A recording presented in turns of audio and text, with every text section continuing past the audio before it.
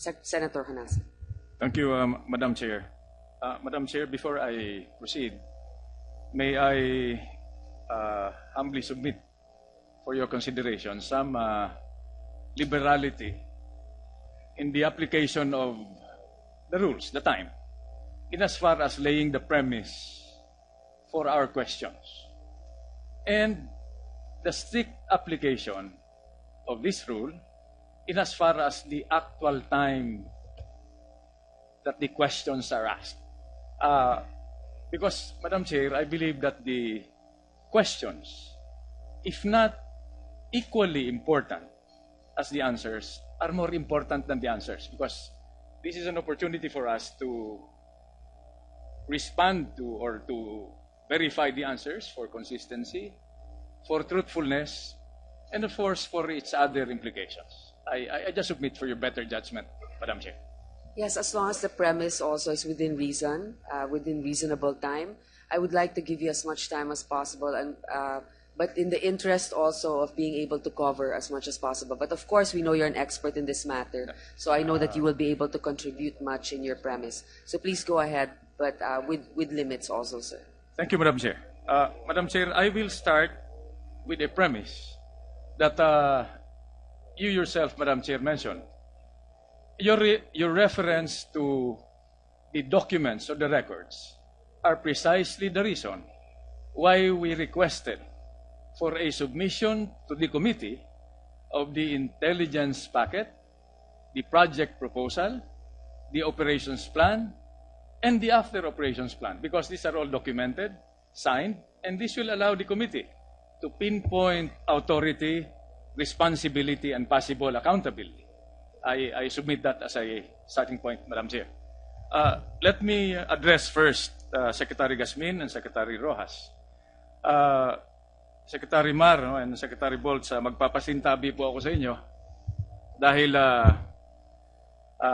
I will be bypassing and breaking the chain of command under slightly better circumstances. I will go direct to your subordinate commanders, specifically Director General Espina, General Katapang, General Magalong, and possibly General Napeñas. Let me start again by addressing the peace process. Madam Chair, ladies and gentlemen, considering what is before us on the table, the decision on the Bangsamoro Basic Law, whatever we decide, whether we decide to suspend it, resolve it soon, or resolve it later, I think it is important for us to stay the course, because this puts us as a nation, as a people, on high moral and political ground. In fact, I don't want to inflict this on General Ekarma, because these hearings have shown the world what kind of soldiers we have. General Ekarma used to be the overall commander of the UN peacekeeping force. When he was about to retire, extend po siya ng 1 year. So the quality of our soldiers is globally known, especially as peacekeepers. I entered that into the record. Second po, and I say this in the presence of Chairman Iqbal, I agree we should not inflict or continue to inflict armed conflict on the peace process. But consequently, we cannot also inflict the peace process on our ability to uphold the Constitution, protect rights, life, liberty, and property, and prosecute our laws. Because I believe that the cost to all of us, the long-term cost, whether we are soldiers, policemen, civilians, or rebels, might be too high to bear. I just put that on record for your reflection. Let me go to my second question. General Magalong, do you have a timeline for the consolidated report? When I say consolidated report, I was going to ask, saklaw ba ng mission ninyo ang inputs galing sa AFP? Or you will only be dealing with the reports, the documents, the testimonies of the PNP personnel who were involved in the operation. Your Honor, lahat po ng kailangan po dokumento at testimony ay kailangan po namin, kaya nakakuha na rin po kami ng mga sapat na mga dokumento at testimonya galing po sa Armed Forces of the Philippines. Isasama ba dyan yung report na galing sa MILF? Kung pwede po sana, kung makapagbigay po sila, ay nakikipag-ugnayan po kami sa MILF to the CCCH para po mabigyan din po kami ng report nila. So is that a yes or a no? Yes, Or yes, sir. Is it a best effort? Because we have to be precise about this. Yes, sir. Okay. Are you getting the necessary cooperation? Before you answer, from both the AFP and the PNP and the MILF, or are they part of the problem? This extension of this historical habit of keeping information to themselves. Your Honor, wala po kami problema sa Philippine National Police at sa Armed Forces of the Philippines. Nagkakaroon po kami ng konting issue po sa MILF. Dahil ilang beses po namin silang nakikipag-ugnayan, lalo na po sa membro po ng MILF CCCH para sa kanilang testimonya, nagkakaroon po ng delay. Well, Chairman Iqbal, I guess is listening. So we're just doing this proactively. General Magalong, final question for you. So you will be submitting to the committee, no? And it will be made public, declassified, the report that is consolidated. This is the complete report. Walang bawas, walang kulang. Yes, sir. A very truthful report of what really happened. We will find out how truthful it is because the institutions that are verifying this are, of course, before you. Morning. Let me go to General Napeñas. And General Magalong, you can respond if you feel the need to. General Napeñas, you formulated the plan. It is the PNP SAF Mission Planning Group that formulated the plan under my leadership, sir. Yes, but the document I have here is signed by you. Yes, sir. So you assume responsibility Yes, for the sir. plan. Yes, sir. Did you follow the plan? Yes, sir. It is implemented by the operating troops. The plan is implemented by the operating troops, and we followed the plan, sir. No. When I say did you follow the plan, because again, without divulging the sensitive elements of your plan, Yes, sir. kahapon sinabi ninyo sa House na you referred to the MILF as an enemy force. Yes, Your Honor. Is that correct? That is not in your plan. No, I'm just saying this for the record. No, I'm not passing judgment on that. That's why I asked, did you follow the plan? Second, in your plan, nandito sa friendly forces, 3 army units. Yes, sir.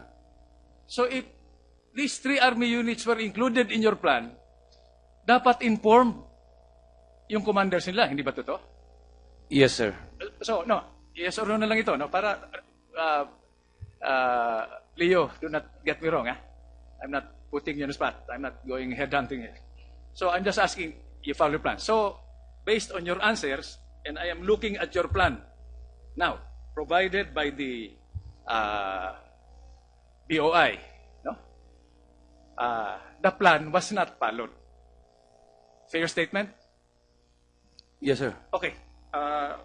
Okay na ako doon. Now, Madam Chair, I emphasize the intelligence packet. Dito ho nagsimula lahat ito eh. I also have a copy of the intel packet here, and General Magalong, you provided the committee with this intel packet. It is 3 pages. So the question in my mind, please forgive me for my ignorance.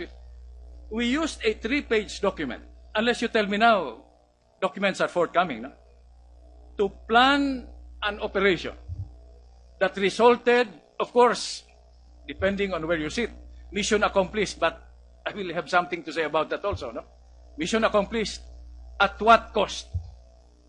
We used a 3-page document as a basis for a project proposal and an operations plan that cost the life of 44 of our young police officers. Is this an accurate statement? Yes, Your Honor. Is there anything aside from these 3 pages? No other documents, Your Honor. Well, Madam Chair, I ask this question because that intel package is the crux of the matter. Nandito ho yung kanino galing. Nandito ho yung kailan ibinigay. Nandito yung papano ibinigay. Nandito yung distribution list which will give us an idea of who needed to know. Kanino ibinigay. And it will give us an idea of the chain of command. Sino ang report kanino, sino ang nag-uutos kanino. Do you agree, General Magalong? I fully agree, Your Honor. Senator Honasan, if General Magalong will present to us any particular document with confidentiality, and if he requests that, we just be assured that we will respect that and we will redact certain items that will be in jeopardy for our national security. Madam Chair, I will go back to the original premise. After asking General Espina of what documents we can get, and the response through General Magalong is a 3-page document. Madam Chair, malaki ho ang kulang dito. It will give us reason to ask more questions. There are more questions generated than answers, which defeats the purpose of the entire exercise. Sir, please submit the documents that you have already on your inquiry. More than 3 pages, I hope. I'm hearing bells, but I'll just rush through this. I thought you were telling me to stop already. I'm sorry. Governor Hataman. I asked this from Mayor Ampatuan yesterday. The assumption when you begin planning an operation like this is siyempre enemy forces, no? Weather, enemy terrain, and people. And that falls squarely under your political jurisdiction. Okay?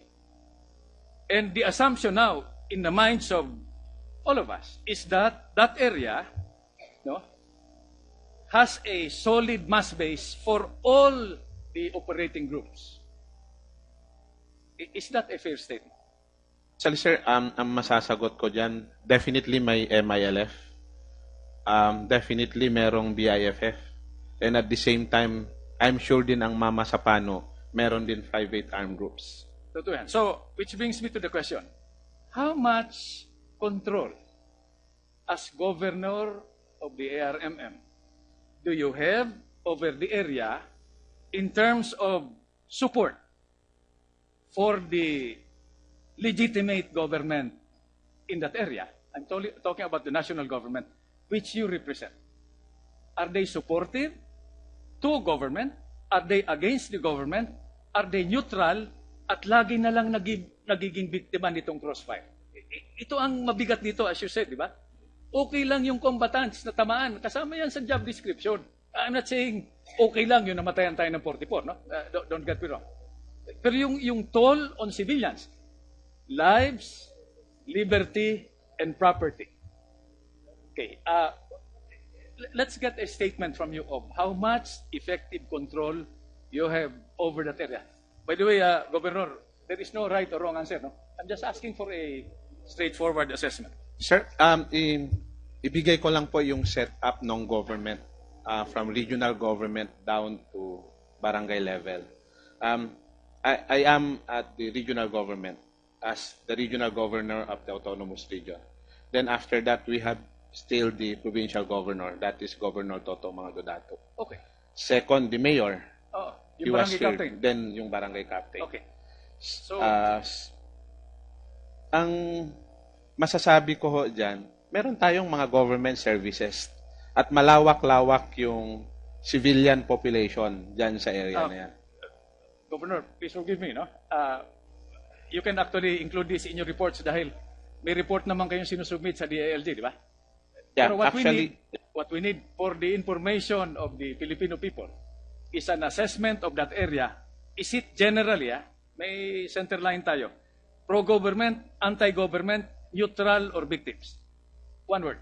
Sir, to be candid, wala akong exact profile. At this point in time, very critical yung situation, mataas yung emotion, ayaw kong mag-speculate. No, I'm talking historically.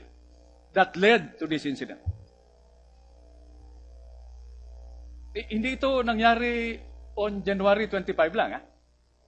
This is the result. But anyway, Governor, we will not burden that issue. No? What I'm saying is, can you please include this in your Yes, sir. report? Yes, sir. Okay.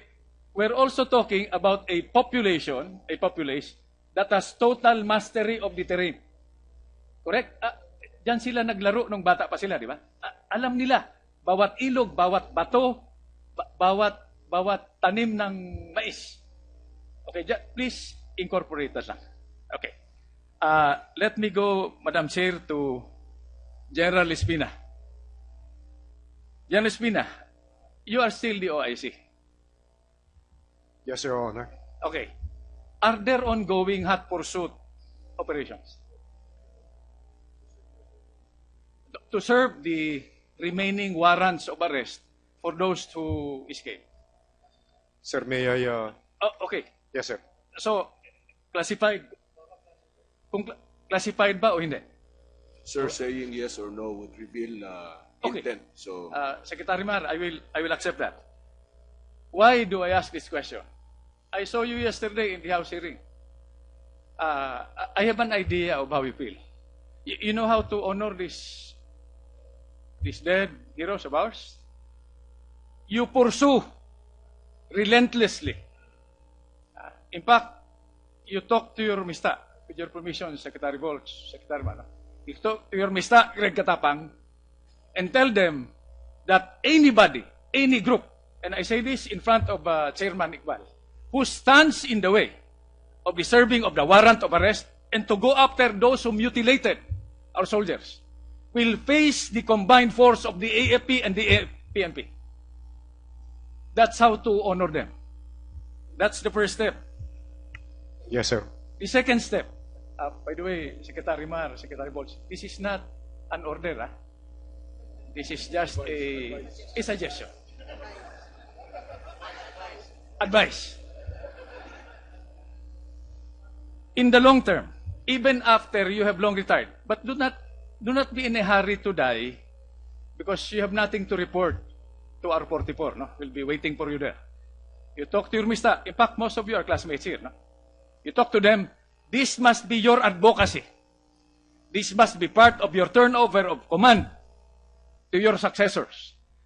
That whoever takes over from you, no, until we accomplish our mission of serving the warrants and bringing all this who on videotape mutilated our soldiers, will face the combined force of the AFP, the PNP, the mass base in Mamasapano, and the ARMM, and the entire Filipino people.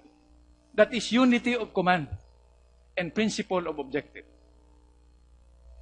And lastly, General Espina, you know what legacy you will leave to our children? Not only your children, my children, and grandchildren, and the children of all our Muslim brothers, and the soldiers, their widows, and orphans. Whatever it takes, you will leave a legacy of lasting peace. Para wala nang kailangang mamatay, kung kailangan man mabawasan. That is going to be our legacy. And I ask this to you in this public hearing para it might help you rationalize what has happened. Finally, Madam Chair, Mr. President, I would like to go back to the issue of management of information. Because this is a public hearing subject to security requirements, we are showing the world the quality of our soldiers, the quality of our people. But at the same time, let us avoid showing the world and all interested parties the quality of our weakness. That should be clear. So, in this sense, we must be able to manage public information with the help of responsible media. Dahil uulitin ko ito, naghihiring tayo rito, wala pa yung terminal report, mayroon ng report sa labas. with unwarranted premature conclusions. And finally, Mr. President, well, Senator Pia is here, and I'm sure this is part of the advocacy of Senator Pia, Senator Gracepo, and Senator Legarda, Senator Villar. May we get from General Espina and General Katapang, and maybe Secretary Mar, pwede ho itong masama sa assessment natin, preparatory to what I believe is going to be the trust. This is just a suggestion. No? The damage, the flaws that are now before us are institutional. Dapat ang solusyon dito institutional. Leo, even if we kill every high-value target, marijuana strain 300 at the least. Diba?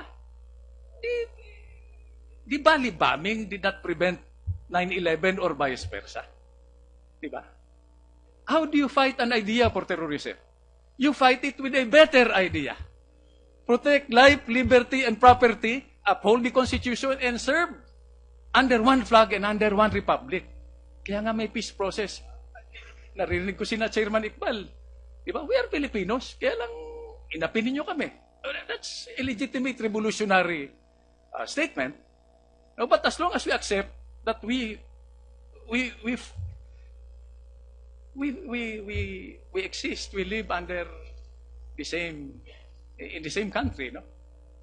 We fly the same flag. Then that should be the premise for this. So please do not rationalize this, that mission accomplished because we prevented. How do you know naman, Leo? Diba? That we prevented. Baka sumama pa nga eh.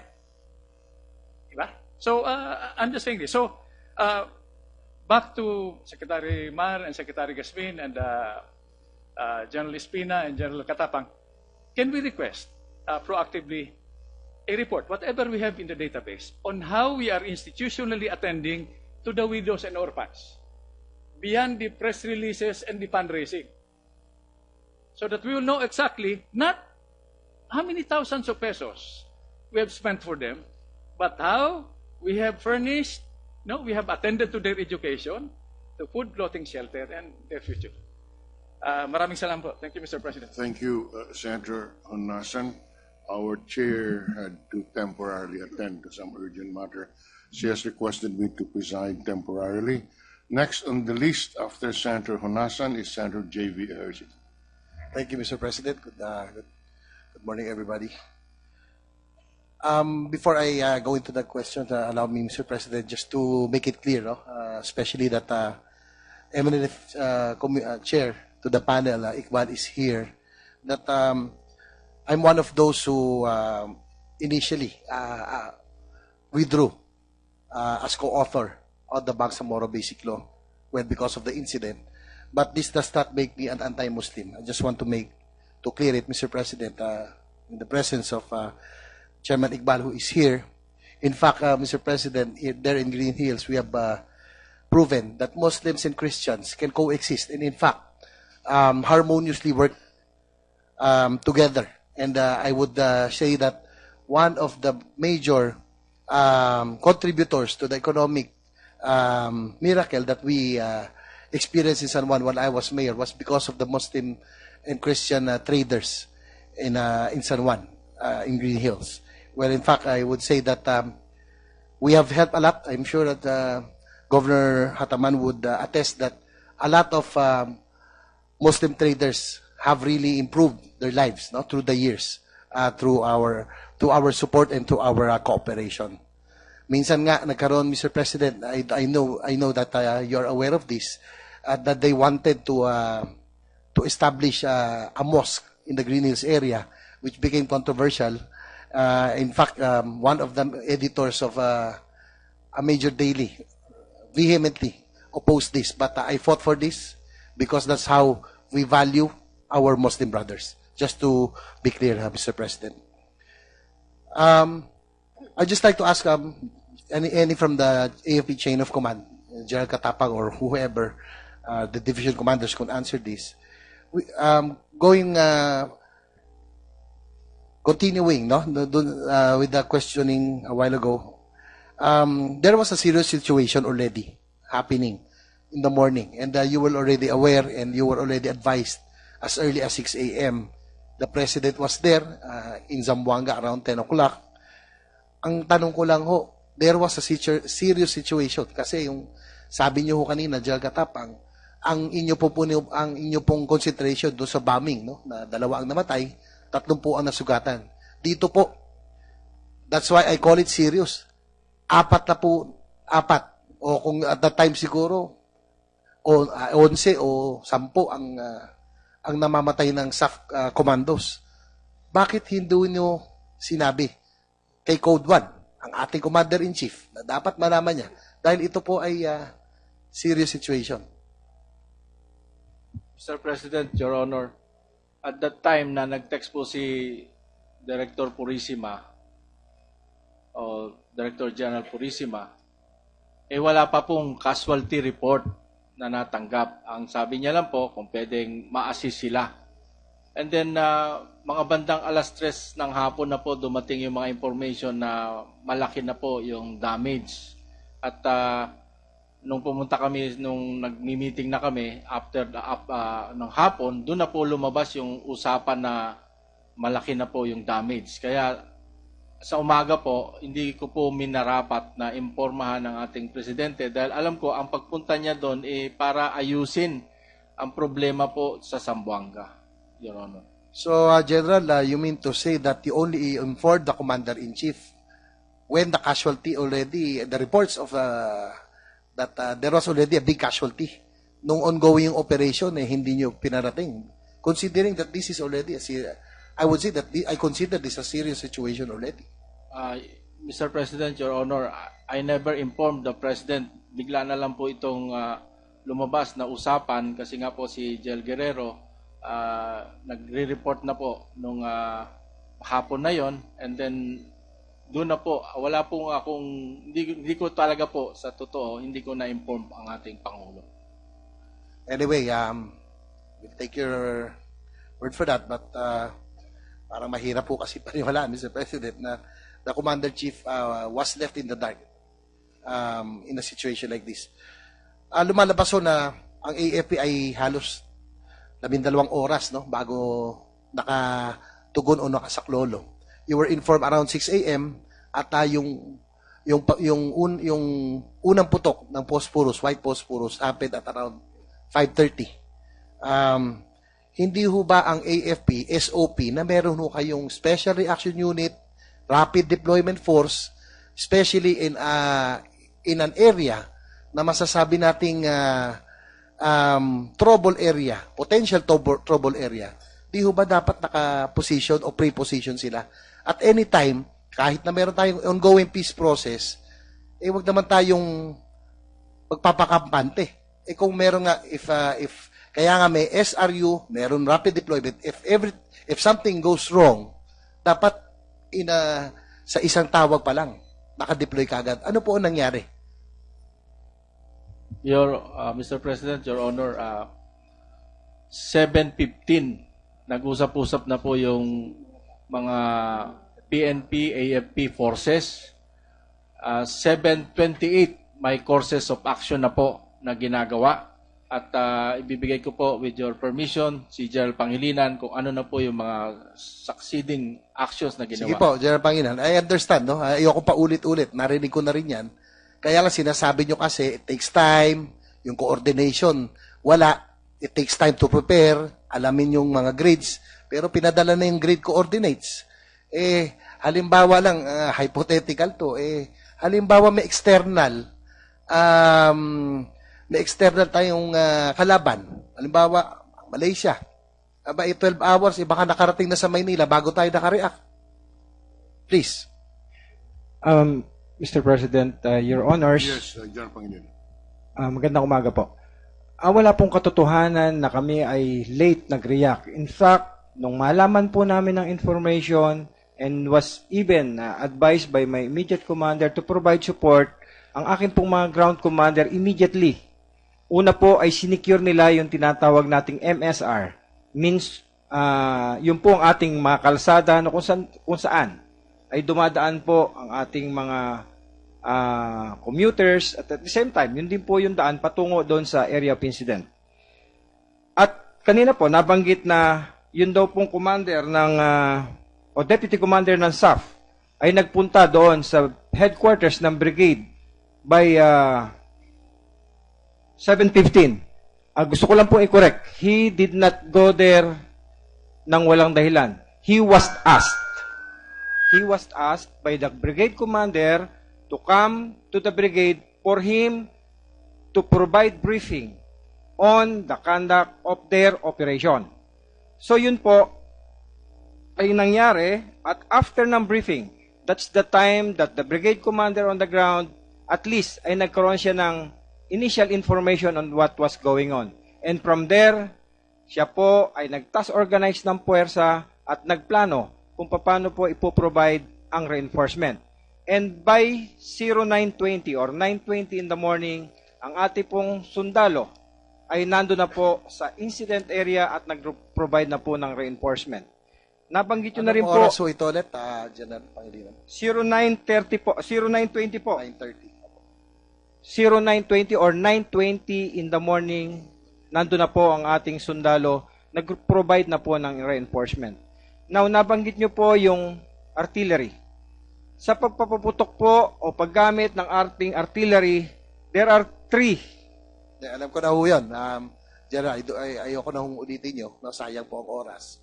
Siyempre, meron kayong sinusunod, no? Na doktrina para masiguro na wala tayong civilian. Alam na po natin yon.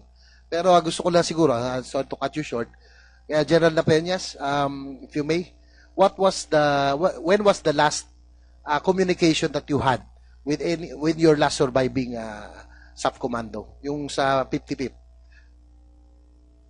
That was about 1:30 to 2 in the afternoon, Your Honor, when the radio is no longer responding, the radio of the ground troops.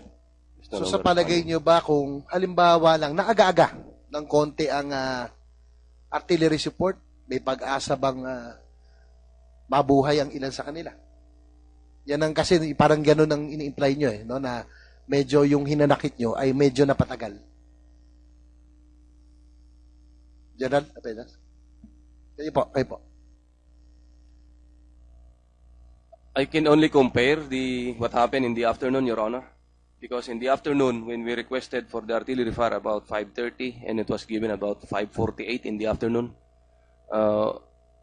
the commander of the operating troops reported to me directly that when the 3 white phosphorus landed, in about few minutes or 30 minutes, all the firing stopped in their location, Your Honor. Kaya, thank you. Mr. President, General Katapang, again, I'd like to ask you, no? It seems like the standing truce, no? I think it strengthened the MLF. Sa nakikita natin, mukhang tuwing merong peace agreement, meron tayong ceasefire, mukhang patuloy naman sila nagpapalakas. And it did not weaken. But I think it softened the military. Well, baka masyado tayo nagiging kumpiyansa that we do not have an internal problem right now. It seems that we have concentrated on external defense, no? In the recent years, Mr. President, the AFP purchased 2 frigates, a number of helicopters for our external defense for the West Philippine Sea in the conflict with China. Ang katanungan ko lang ay, Diyan Katapang, how do you assess the strength of the MLF at this time? Siguro naman, meron kayong intelligence. Considering that there's a standing truce that is in effect right now. So, meron ba kayong assessment ng kanilang strength?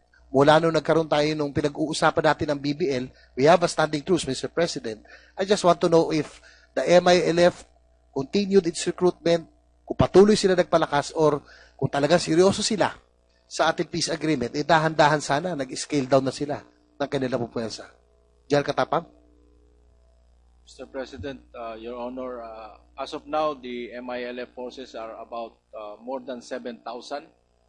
And we assure you that the armed forces is ready in any eventuality. But we hope that this will not happen. Yung sa modernization naman po, yung army po natin Marami po tayong armor assets, may mga aeroplano rin tayong mabibili and attack helicopters that can be used if need be. And hopefully not, if the situation warrants, Your Honor. Thank you, General Katapang. Tanungin ko na lang, perhaps General Guerrero or Pangilinan can answer. Doon sa Westcom, Western Mindanao, Mr. President, that's a potential conflict area. Wala po ba talaga tayong, nung nabanggit nyo, wala tayong air assets? Don't we have any air assets? Nasaan yung mga MD-500 attack helicopters natin? O yung mga Bronco bombers? Nasaan po sila naka-deploy? Considering that in Mindanao, ito yung pinaka-mainit na area. Mr. President, Your Honor, we indeed have air assets. That is under the air component we call 3rd Air Division. The 3rd Air Division covers the entire Mindanao, but we are using the assets being deployed in my area for support to my operating troops in Basilan, in Sulu, in the Zamboanga Peninsula for the 1st Infantry Division, and the 6th Infantry Division for Central Mindanao, Your Honor. Just a word of caution.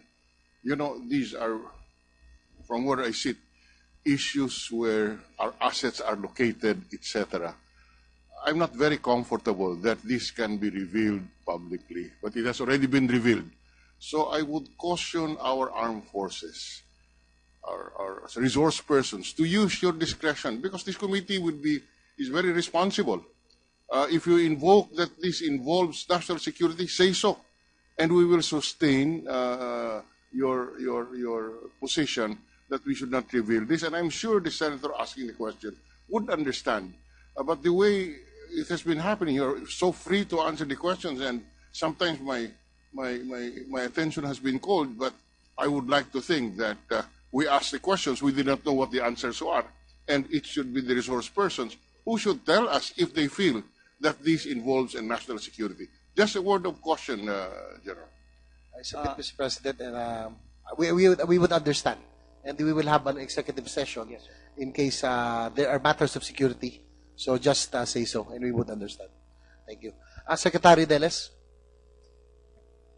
I'd just like to ask, since, of course, I can understand your passion on defending the Bangsamoro Basic Law. Of course, we all want peace.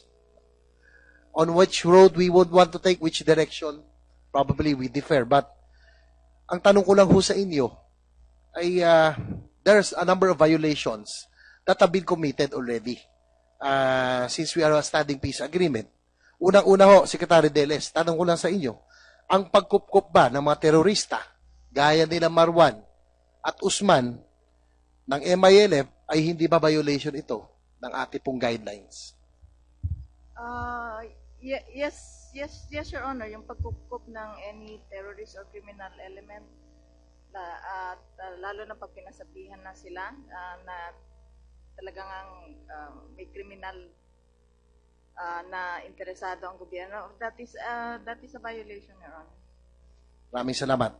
Pangalawa, ang patuloy na pagpapalakas ng hanay o puwersa ng MILF, gayong meron tayong peace agreement, konti na lang, uusad na lang, konti na lang, pipirmahan na natin ang Bangsamoro Basic Law, ngunit ang kanilang pagpaparami ng armas at pagpapalakas, hindi ho ba ito, violation ba ito o hindi ng peace agreement?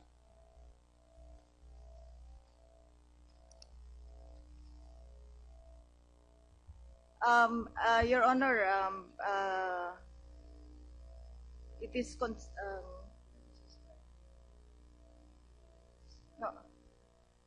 I would like to ask the CCCH to more properly interpret that particular aspect of the ceasefire agreement, Your Honor. Magandang hapon po, Your Honor. Sir, pertaining po sa consistent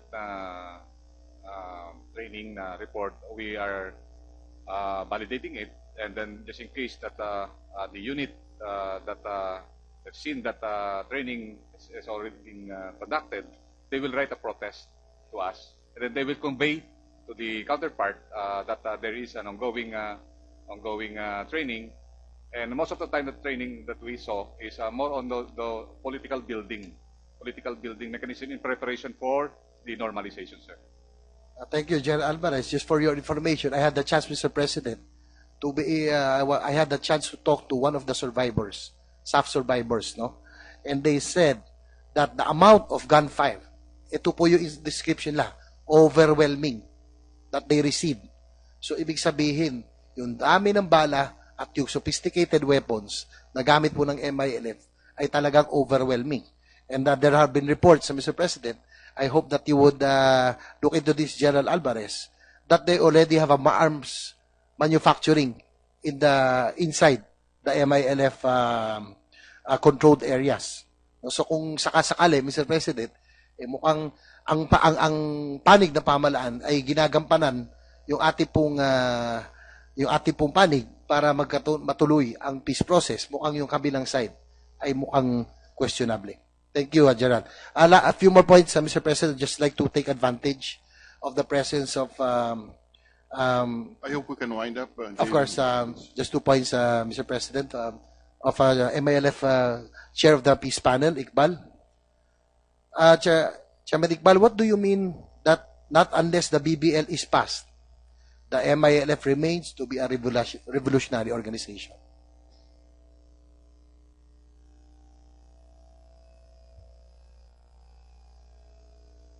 It simply means that the problem we describe as Bangsamoro problem or Bangsamoro question is not finished. So we need to assert efforts so that it would be finally addressed. That's the meaning of the MILF becoming a social movement if the basic law would be passed by Congress, because the Bangsamoro Basic Law addresses the legitimate grievances of our people. But if it is not passed, then it's natural for us really to push forward our assertion so that it would be finally addressed. So parang sinasabi niyo sa amin, Chairman Iqbal, as legislators, na ang BBL, tama kayo, yun ang tingin yung daan para magkaroon ng tunay na kapayapaan. At kung hindi ito pumasa, tuloy-tuloy magkakagulo at hindi tayo magkakaroon ng kapayapaan. And in fact, Chairman Iqbal, ito pong nasa pahayagan, mukhang show of force na naman ito eh. Sana hindi naman kami hino-hostage bilang mga mambabatas na parang sinasabi niyong wala kayong choice kundi ipasa kung hindi gera. With the standing truce agreement, peace agreement, Chairman Iqbal, did the MLF continue to recruit, build up arms, and strengthen its ranks? Sagutin ko muna yung unang tanong na pag hindi na ipasa, ibig sabihin patuloy. Siguro, sa ngayon, nakikita naman natin na ang pinaplano ngayon at ginagawa dahil sa Bangsamoro Basic Law ay hopefully may pasa sa Kongreso ng Pilipinas, hindi na magkakaroon po ng armas ang MILF na mga bagong armas o di kaya pagpatuloy yung paggawa ng armas. Noon po, aminin po namin dahil sinasabi namin na talagang nagpo-produce kami ng armas. Pero ngayon, dahil ang pinag-usapan nito kapayapaan at pinag-usapan din dito yung decommissioning, siguro palagi ko wala ng saysay yung pag-usap ng nadagdag ba ng armas yung MILF, nagde-training kasi decommissioning na po ang inaatupag ngayon ng MILF pati sa gobyerno ng Pilipinas yung po ang pinag-usapan namin. Although decommissioning will not take place alone. It has to be linked with other processes in the normalization program for the Bangsamoro. Chairman Iqbal, what is the extent of the control of the MLF leaders over their followers? Considering that you are a big organization, 7,000 ang armado sa inyo. Pwede bang umatake ang inyong mga miyembro nang walang order ang inyong pong mga pinuno? Well, there is no absolute control in the same way that even government does not have absolute control over its forces. But the fact that since 2011, there has been no fighting between government forces and MILF would show that the MILF has that command control. Unfortunate lang dahil nangyari yung January 25 nung magkaroon ng sagupaan ng PNP SAF at saka MILF forces sa Mamasapano po. Chairman Iqbal, were the leaders of the MLF, were they informed of the encounter with the SAF forces in the early morning of January 25? Personally, I was informed at around 11 o'clock while we were having a meeting at Tarapanan. But, in that particular area, parang ordinary po yung barilan dyan kasi minsan meron rido, meron clan war. So nagkakaroon po ng putukan dyan until finally siguro, while we are still meeting, about 2 o'clock, yun doon namin narinig, doon namin nalaman na talagang medyo matindi yung barilan doon sa Mamasapano. Ano po naging order ng MILF leadership doon po sa baba? Immediately on my part, I called Rasid Ladyasan. I inquired from him what really happened in Mamasapano. And then, during that time, I was with the highest military officer of the MLF, Sami Gambar. And then we conferred notes. And then immediately, Sami Gambar notified or made an order to the commanders in the area to find ways to cease the fighting. So, Chairman Iqbal, would you deny that the MLF is using the ceasefire to fortify or strengthen its forces? So hindi nyo ginagamit na ceasefire para mas lalong magpalakas? Siguro hindi ko gagamitin yung sinasabing na deny. Kasi when you use the word deny, that is a negative affirmation. Ang importante po rito, kami tapat sa lahat ng pinirmahan namin at we are very consistent that whatever engagement with the Philippine government is covered by mechanism. Thank you, Chairman Iqbal. Mr. President, thank you for your indulgence. I am ending my questions, but I just like to make a manifestation, just like to commend General Espina for standing up, for fighting for your troops, and seeking justice for your men. I just like to let you know, General Espina, na hindi ka nag-iisa.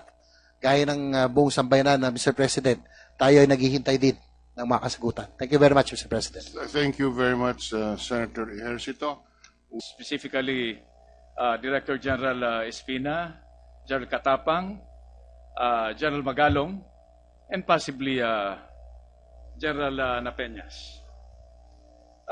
Let me start again by addressing the peace process. Madam Chair, ladies and gentlemen, considering what is before us on the table, the decision on the Bangsamoro Basic Law, whatever we decide, whether we decide to suspend it, resolve it soon, or resolve it later, I think it is important for us to stay the course. Because this puts us, as a nation, as a people, on high moral and political ground. In fact, I don't want to inflict this on General Ekarma. Because these hearings have shown the world what kind of soldiers we have. General Ekarma used to be the overall commander of the UN peacekeeping force. When he was about to retire, extend po siya ng 1 year. So the quality of our soldiers is matter. So I know that you will be able to contribute much in your premise. So please go ahead, but with limits also, sir. Thank you, Madam Chair. Madam Chair, I will start with a premise that you yourself, Madam Chair, mentioned. Your reference to the documents or the records are precisely the reason why we requested for a submission to the committee of the intelligence packet, the project proposal, the operations plan, and the after operations plan, because these are all documented, signed, and this will allow the committee to pinpoint authority, responsibility, and possible accountability. I submit that as a starting point, Madam Chair. Let me address first Secretary Gasmin and Secretary Rojas. Secretary Mar and Secretary Bolts, magpapasintabi po ako sa inyo dahil I will be bypassing and breaking the chain of command under slightly better circumstances. I will go direct to your subordinate commanders. Ang inputs galing sa AFP, or you will only be dealing with the reports, the documents, the testimonies of the PNP personnel who were involved in the operation. Your Honor, lahat po ng kailangan po dokumento at testimony ay kailangan po namin, kaya nakakuha na rin po kami ng mga sapat na mga dokumento at testimonya galing po sa Armed Forces of the Philippines. Isasama ba dyan yung report na galing sa MILF? Kung pwede po sana, kung makapagbigay po sila, ay nakikipag-ugnayan po kami sa MILF through the CCCH para po mabigyan din po kami ng report nila. So is that a yes or a no? Yes, Or yes, sir. Is it a best effort? Because we have to be precise about this. Yes, sir. Okay. Are you getting the necessary cooperation? Before you answer, from both the AFP and the PNP and the MILF, or are they part of the problem? This extension of this historical habit of keeping information to themselves. Your Honor, wala po kami problema. Senator Honasan. Thank you, Madam Chair. Madam Chair, before I proceed, may I humbly submit for your consideration some liberality in the application of the rules, the time, in as far as laying the premise for our questions. And the strict application of this rule in as far as the actual time that the questions are asked. Because, Madam Chair, I believe that the questions, if not equally important as the answers, are more important than the answers, because this is an opportunity for us to respond to or to verify the answers for consistency, for truthfulness, and of course for its other implications. I just submit for your better judgment, Madam Chair. Yes, as long as the premise also is within reason, within reasonable time. I would like to give you as much time as possible, and but in the interest also of being able to cover as much as possible. But of course, we know you're an expert in this. Globally known, especially as peacekeepers. I entered that into the record. Second po, and I say this in the presence of Chairman Iqbal, I agree we should not inflict or continue to inflict armed conflict on the peace process. But consequently, we cannot also inflict the peace process on our ability to uphold the Constitution, protect rights, life, liberty, and property, and prosecute our laws. Because I believe that the cost to all of us, the long-term cost, whether we are soldiers, policemen, civilians, or rebels, might be too high to bear. I just put that on record for your reflection. Let me go to my second question. General Magalong, do you have a timeline for the consolidated report? When I say consolidated report, I was going to ask, saklaw ba ng mission ninyo